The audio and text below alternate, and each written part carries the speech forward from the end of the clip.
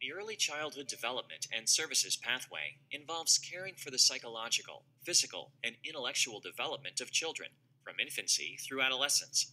Careers in this pathway include childcare assistant, worker, nanny, teacher assistant, assistant director of childcare facilities, director of childcare facilities, parent educator, elementary school counselor, preschool teacher.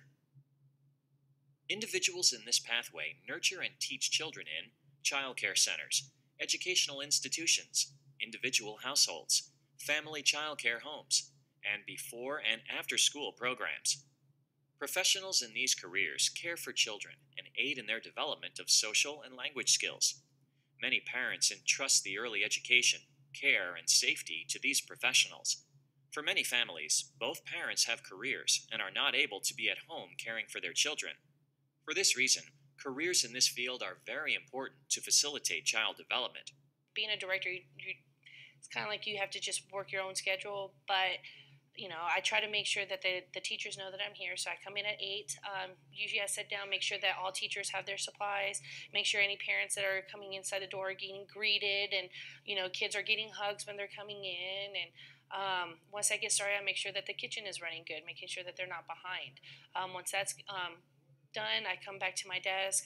Usually I make sure that all forms and paperwork that are needed for that day are being filled out. Anything that's projected for the future week is being projected out. Usually I do some accounting. Around lunchtime is usually when everybody breaks, and that's when I make it my mission to go to the teachers themselves, since it's nap time and it's lunchtime for kids, to make sure that their day is going good, that just making sure that they're okay. And then I come back to my desk, and then is that endless pile of paperwork. But it's not just paperwork. We also have a surveillance monitor as well too, and so I always have to review the surveillance footage to make sure that without me being over the shoulder, the teachers are doing what they're supposed to inside the classroom, and that the classroom is being managed correctly and safely. I'm the social worker here, and my job description is I am the contact for the parents and the children, so I go back and forth with them. I read all the applications, decide which kids are appropriate or not. I do some individual counseling and some group. Valuable skills a professional within this pathway should possess are the ability to communicate effectively, motivate the children, and understand the children's emotional and mental needs. Organization, dependability, patience, and creativity are also valuable skills for employees in this industry. Just to have a knowledge of how children grow and develop and is one thing, and then just being able to form that relationship with other people. I do a lot of training for our staff here in our conference room, and then in the classrooms one-on-one, and so just being able to have that relationship with them and model for them how things work in the classroom, and just getting down on the floor and interacting with the children, and just showing them, how our policies work and things like that. Individuals working in the private or home sector may work year-round and possibly over 40 hours a week. Educational curriculum, health records, and government documents, such as funding and nutritional requirements, are common for jobs in this pathway to ensure facilities meet standards on local and state levels. Confidentiality and equal opportunity laws are important for professionals in this pathway.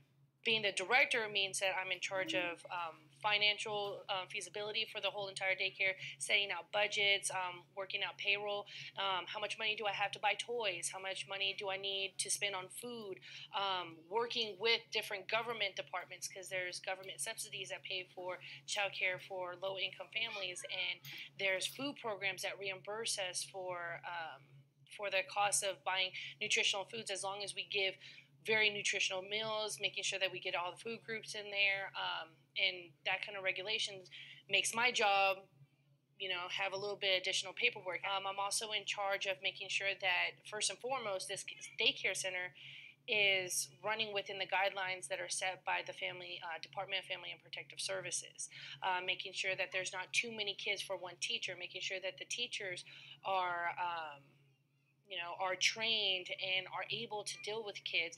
There are many options available for those interested in the early childhood development and services pathway at a variety of education levels. Becoming a child care worker or nanny requires at least a high school diploma. However, the higher the education level, the more opportunities available, such as management positions within childcare facilities. Additionally, many childcare workers and nannies achieve certifications and licensures to increase their qualifications and pay. Other careers in this pathway, such as a preschool teacher, require at least some college, an associate degree, or a bachelor's degree, depending on the type of school. If the preschool is associated with a school district, the teacher will be required to achieve a teacher's certification. Early childhood development classes are a very big key into helping you. As an employer, I don't require early childhood development classes. Usually, as an employer, I want to see experience. I don't, we're regulated to where we can't hire under 18 years of age. Again, early childhood development, I can't stress enough how much those classes can help during those times. It teaches you how to build curriculums, teaches you, what is needed at that age, getting them prepared for big kid school. There may be emotional highs and lows for professionals in the early childhood development and services pathway. Watching children develop new skills and gain an appreciation for knowledge and learning can be very rewarding. The fact that I get to help families feel welcome and loved and appreciated at the daycare. A lot of parents go to different daycares and they feel bad, and so it's heartbreaking for parents to have to detach from their kid for 8 to 10 hours a day. And so instead of treating this like a business, I treat it like a family. You don't have to worry about your kid being here. They're going to get told I love you, and they're going to get hugs and kisses, and they're going to learn while they're here. You're not just, wasting time being here. It's not glorified babysitting. It's school. And, but the best part about my job is when kids don't want to leave. However, these jobs can be frustrating when one is confronted with unmotivated or disrespectful children. Including duties performed outside the classroom or office, many professionals work more than 40 hours a week caring for children, working with parents, and preparing the facility. The main thing I found is you have to be able to set up boundaries with yourself and to realize that you can't save everyone. Your heart can go out to them, but yet you can't always help everyone. And so you have to have humor, and then you have to be able to separate from work and have some interest outside of work so that you don't get burned out. Professionals in the early childhood development and services pathway work closely with children and young adolescents to help them to learn and grow. These professionals have the opportunity to educate, assist, and nurture future leaders.